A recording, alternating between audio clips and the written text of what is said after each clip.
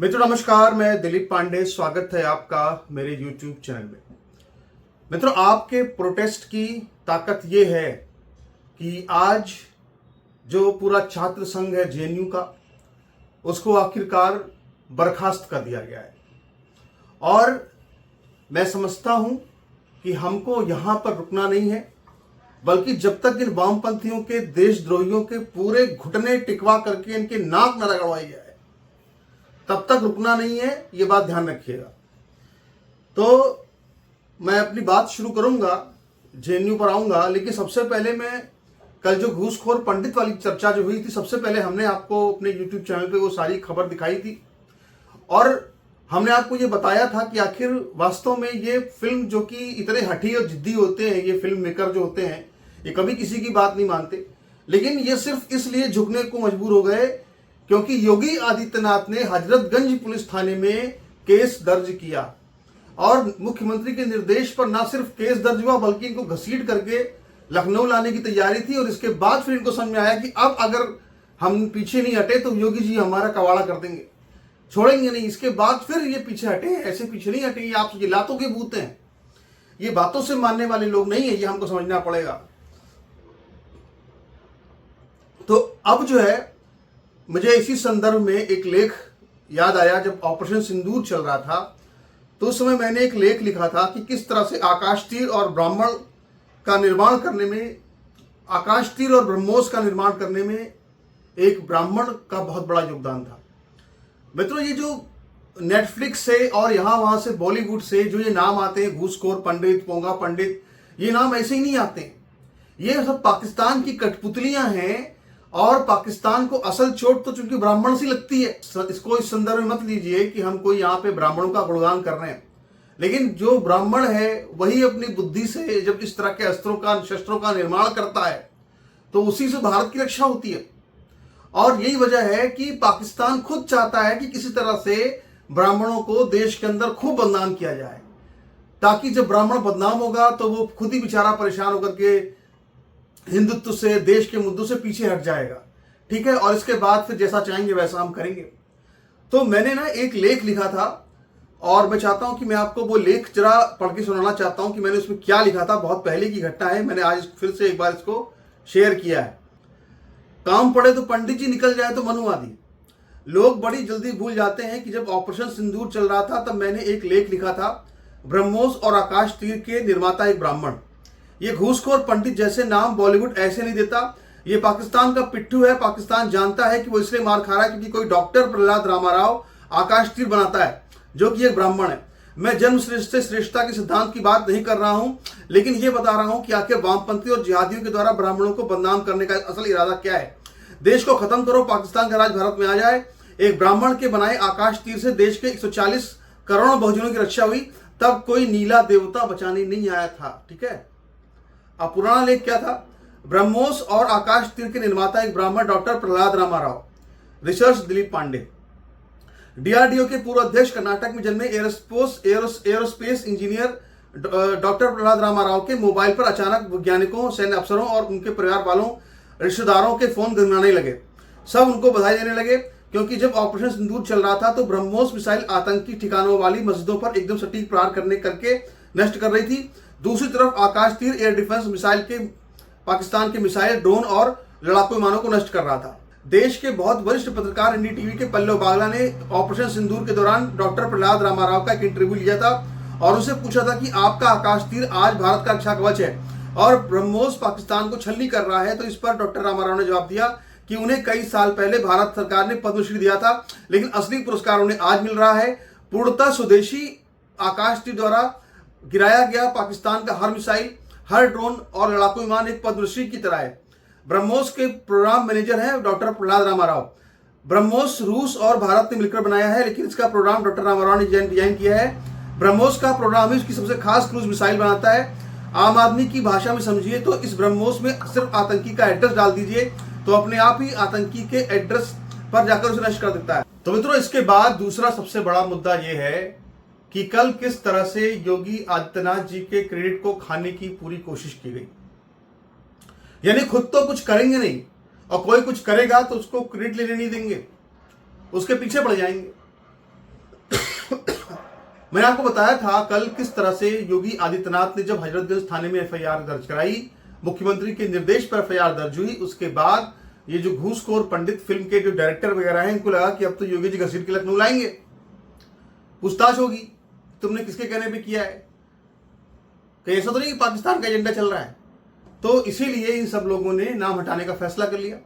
लेकिन जब ये फैसला हो गया, यानी कि जब सब कुछ हो गया, विजय हो गई, झंडा फहरा दिया गया, उसके बाद फिर जो है कुछ बीजेपी के नेता, जो केंद्र के नेता हैं, सांसद हैं, जो कि जी हजूरी में, चापलूसी में लगे रहते हैं, मोदी जी की टॉप लेवल पे चापलूसी करते हैं, जो वो सारे के सारे नेता मैदान में आ गए और बताने लगे कि साहब देखिए बहुत गलत हुआ ये तो, और ऐसा नहीं होना चाहिए, आंसू बहाने लगे। इसके बाद फिर सरकार तुम्हारी है, सूचना प्रसारण मंत्रालय तुम्हारा है, और तुम आंसू बहा रहे हो कि नहीं ये नेटफ्लिक्स बड़ा गलत कर रहा है, इस तरह से नहीं होना चाहिए। अबे तुम पान की दुकान पर खड़े हुए कोई पान खाने वाले आदमी हो क्या?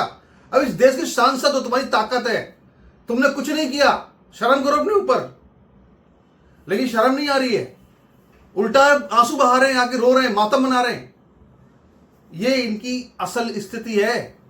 और उस पूरे मातम का उद्देश्य क्या था कि योगी जी के क्रेडिट को कम करना है। मोदी जी ने रुकवा दिया। अरे मोदी जी ने क्या कराया? परसों हजरतगंज थाने में परसों जो है वो पूरा केस दर्ज हो चुका था। कल सुबह सुबह खबर आ गई कि नेटफ्लिक्स जो है वो नाम हटा रहा है, और शाम को जा करके, मतलब 2-3 दिन बाद जा करके सूचना प्रसारण मंत्रालय जागता है और फिर पूछता है भाई कि लाओ फाइल किधर है, लाओ नेटफ्लिक्स को बंद करना है, कहाँ है, क्या है, पता करो जरा। तब इनकी नींद खुलती है, तब ये पूछते हैं नेटफ्लिक्स से कि तुमने ये नाम कैसे रख दिया। और इसके बाद और देखिए विडंबना क्या है, लखनऊ में एक नेता जो पाठक लगाता है अपने नाम के आगे, जो आप वो समझ लीजिए कि वो ऐसा नेता है कि उससे कोई मिल नहीं सकता। लोग बताते हैं कि कोई मिलने जाए तो मुलाकात आसान नहीं होती, और मुलाकात हो भी जाए तो कोई काम नहीं होता। तो वो नेता कल वीडियो बना के बता रहा है कि ये तो केंद्र सरकार ने हमसे कहा कि इसको रुकवाना है, इसके बाद हमने इसकी पूरी प्रयास किया और एफआईआर हुई, इसके बाद फिर जो है ये इस पर प्रतिबंध लग गया, मतलब इसका नाम हट गया पीछे। तो मतलब आप ये सोचिए कि योगी जी से इनको कितनी परेशानी है। मतलब अगर ये खुद तो कुछ काम करेंगे नहीं, खुद तो इकोसिस्टम को ठीक नहीं करेंगे। अगर योगी जी कुछ करना भी चाहेंगे तो योगी जी को क्रेडिट नहीं मिलना चाहिए, क्रेडिट हमको मिलना चाहिए। इस काम में ये बिल्कुल लग गए कल, वो हमने बिल्कुल साफ साफ देखा, पूरे देश ने देखा, कोई हमारी बात नहीं है। और मैं आपको बिल्कुल दावे से बता रहा हूं कि कोई भी ये फिल्म वाले जो होते हैं ना, ये कभी भी ये सब पीछे नहीं हटते, चाहे सुप्रीम कोर्ट तक जोर लगा दिया जाए। लेकिन जैसे ही थाने में इनके लखनऊ में केस दर्ज हुआ, इनको समझ में आ गया कि अब हमारी खैर नहीं है, अब योगी जी हमारी खाल खिंचवाएंगे, उससे पहले हमको अब अपना पीछे हटना पड़ेगा। तब ये पीछे हटें। लेकिन इन्होंने योगी जी को भी टारगेट पे इसलिए ले रखा है कि योगी जी हिंदुओं के लिए काम कर रहे हैं तो उनको हटा दो। यही तो है ना, योगी जी को हटा दो, हिंदुओं के लिए काम कर रहे हैं। ये असल इनकी समस्या है। तो खैर ये तो 2 बड़े मुद्दे हो गए। एक तो मैंने बताया आपको किस तरह से आकाश तीर के निर्माता, और दूसरा ये घूसखोर पंडित, दोनों एक ही जुड़ी बातें हैं। और तीसरी महत्वपूर्ण बात यह है मित्रों कि जेएनयू के अंदर छात्र संघ जो है उसको पूरा बर्खास्त कर दिया गया है। अब कहने को तो ये कोई नहीं बताएगा, सरकार कभी ये नहीं कहेगी, प्रशासन कभी ये नहीं कहेगा कि हमने इनको इसलिए बर्खास्त किया क्योंकि ये रोज यूनिवर्सिटी का माहौल खराब कर रहे थे। ब्राह्मणवाद मुर्दाबाद, ब्राह्मण मुर्दाबाद, ब्राह्मण भारत छोड़ो, ब्राह्मणों की कब्र खोदो, ये सब रोज करते थे, ठीक है। तब इन्होंने जो है बर्खास्त नहीं किया। लेकिन अब इन्होंने जब हद कर दी और जब ब्राह्मण समाज, पूरा सामान्य वर्ग जब सड़कों पर उतर आया, जब इसके खिलाफ आवाज उठी, हम जैसे लोगों ने जब इसके खिलाफ आवाज उठाई, तो प्रशासन जो है जेएनयू का वो नींद से जागा है और उसने एक कोई पुराना मामला उठा करके पूरे छात्र संघ को सस्पेंड कर दिया है। क्या हुआ है, ये जो छात्र हैं, इन छात्रों को जेएनयू में 2 सेमेस्टर के लिए इनको प्रतिबंधित कर दिया गया है। 2 सेमेस्टर तक अब ये जेएनयू के अंदर एंट्री नहीं कर पाएंगे, जेएनयू में घुस नहीं पाएंगे। और इनके ऊपर, हर किसी के ऊपर जो ये हैं, इनके ऊपर 20-20 हजार रुपए का जुर्माना इन पर ठोंक दिया गया है। इसमें सबसे पहला नाम जो है वो जेएनयू की छात्र संघ की अध्यक्ष अदिति मिश्रा का है, जो कि इस तरह के नारे लगवाने में सबसे ज्यादा आगे रहती है। ढपली बाज गैंग की सरगना यही अदिति मिश्रा है। और ये पता नहीं कहाँ की रहने वाली है, मैंने पता किया शायद यूपी की रहने वाली है, पता नहीं किस गांव की है, कहाँ कुछ पता नहीं है। किसी को पता हो तो जरा इसका पूरा डालिए एड्रेस वगैरह, ठीक है। तो ये जो अदिति मिश्रा है, इसने जो है लगातार माहौल खराब किया जेएनयू के अंदर, नारेबाजी की जेएनयू के अंदर, और यही वो असल कल्पिट है। इसको भी वहां से बाहर निकाल दिया गया है, इसको सस्पेंड कर दिया गया है। लेकिन बहाना क्या लगाया गया है? बहाना ये बताया गया है साहब कि साल 2025 में एक फेस रिकॉग्निशन टेक्नोलॉजी लगा रहे थे जेएनयू के अंदर, और वहां पर जेएनयू के अंदर जब ये टेक्नोलॉजी लगाई जा रही थी तो उसमें उसका उद्देश्य ये था कि बाहर के जो लोग जेएनयू में आके उपद्रव करते वो ना कर सके। पहले फेस की जांच होगी, जो पढ़ता है उसी की एंट्री होगी। लेकिन ये लोग छात्र संघ के अध्यक्ष होकर के ये लोग इस टेक्नोलॉजी का जो छात्रों के हित में थी, जो कि जेएनयू के अंदर पढ़ाई लिखाई के माहौल को बढ़ाने वाली थी, उसका ये सब विरोध कर रहे थे। और इसी सब विरोध करते करते इन्होंने 20 लाख रुपए का सामान जो है वो तोड़ डाला, जेएनयू के अंदर इतनी क्षति पहुंचाई, और इसीलिए इनके ऊपर अब जुर्माना लगाया गया है और इनको बाहर का रास्ता दिखा करके इनको सस्पेंड कर दिया गया। तो अब इनका विरोध जो है वो हर जगह शुरू हो चुका है, और इसलिए शुरू हुआ है क्योंकि आपने सब लोगों ने सोशल मीडिया के माध्यम से इनके खिलाफ आवाज उठाई, सड़क पर उतरे सब लोग। लेकिन मैं आपको ये बता दूं मित्रों कि हम लोगों को कतई बिल्कुल शांत नहीं बैठना है। अब बहुत हद हो चुकी है। अब जब तक इन सारे वामपंथियों को, देशद्रोहियों को, जब तक इनकी नाक न रगड़वा दी जाए, चाहे कोई भी हो, इनकी नाक रगड़वा दीजिए, इनको माफी मंगवा लीजिए, इसके बाद फिर जो है इनको छोड़िए, उससे पहले छोड़ने की जरूरत नहीं है। तो सारा जो प्रकरण है उसमें भाई मोदी जी कहते हैं कि सबका साथ सबका विकास होना चाहिए, तो इसमें से जिहादियों को माइनस कर दो। तो हमें इस नारे से कोई आपत्ति नहीं है, सबका बराबर विकास करो, सब पे बराबर ध्यान दो, किसी की लकीर छोटी मत करो, दूसरे की लकीर बढ़ाओ, इससे हमें कोई आपत्ति नहीं। लेकिन कृपया यूजीसी गाइडलाइंस को, रेगुलेशंस को वापस लेकर के समाज में फिर से एक बार ठीक ठाक माहौल बने, इस दिशा में सरकार काम करे, तभी ये शांति हो पाएगी। वरना इसी तरह से लोगों में आक्रोश रहेगा और हर दिन कोई ना कोई बवाल देश के अंदर लगातार मचता रहेगा। तो आपके इस पर क्या विचार है? अपने विचार रखिएगा। नमस्कार, धन्यवाद।